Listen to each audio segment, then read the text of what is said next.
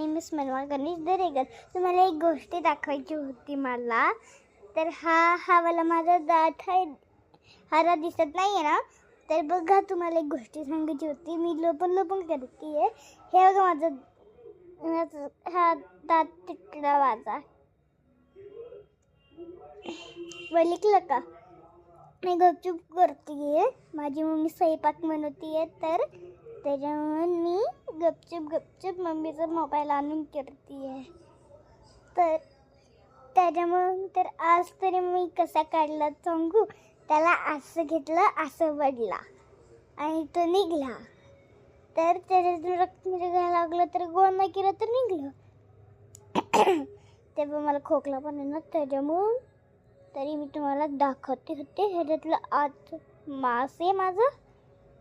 तर आजसाठी एवढाच व्हिडिओ. बाय.